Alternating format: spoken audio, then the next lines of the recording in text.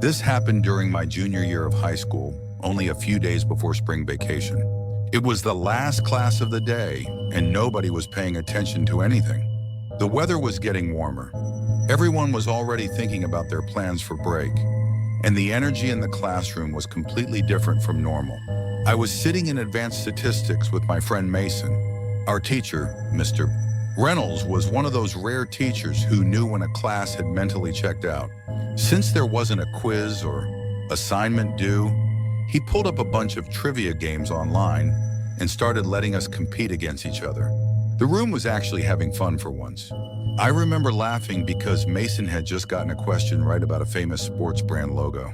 That's when everything changed. The intercom crackled to life. Normally, school announcements sounded routine and monotone, but this voice sounded completely different. It was the vice principal, and he sounded terrified. Teachers, initiate lockdown procedures immediately. This is not a drill. The room went silent. Every single student froze. Even Mr. Reynolds looked shocked.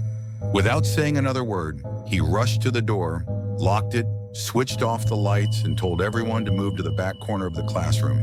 The sudden seriousness in his voice sent chills through me. Within seconds, 30 students were squeezed together in darkness. Nobody spoke. Nobody moved. We just listened. For the first few minutes, all we could hear was the hum of the ventilation system. Then that stopped too. The building suddenly became dead silent. The school had apparently shut down parts of the power system. I remember looking around and seeing genuine fear on people's faces. The silence lasted maybe 3 minutes. Then we heard screaming. At first it sounded distant. Then it got closer. A man was yelling somewhere down the hallway. Not normal yelling. Not angry yelling. It sounded completely unhinged. The kind of screaming that immediately tells you something is very wrong. The voice grew louder. And then came the crashes. Metal lockers rattled violently as something slammed against them. Bang. Bang. The noises echoed through the corridor.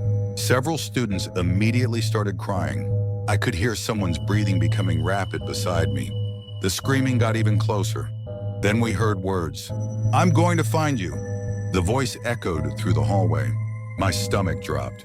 Up until that moment, part of me still thought there had to be some kind of misunderstanding. Hearing that voice erased any comfort I had left. The man sounded completely out of control. Then the pounding reached our classroom door. The first hit made the entire door shake. Another hit followed. Then another, each one harder than the last. Someone near me let out a frightened sob. The pounding continued. "Open the door!" The man screamed. The sound seemed impossibly loud. Our teacher stood near the entrance without saying a word. I honestly thought the door was going to give way. The pounding continued for what felt like forever. In reality, it was probably less than a minute. Then suddenly it stopped. The footsteps moved farther down the hallway. The screaming grew distant. Eventually, all we could hear was silence again. Nobody moved. Nobody dared speak. We just sat there waiting. 10 minutes passed. Maybe 15. Time felt completely distorted. Finally, the intercom came back on.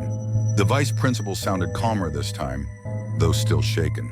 He explained that an unidentified man had entered the school through an unsecured entrance.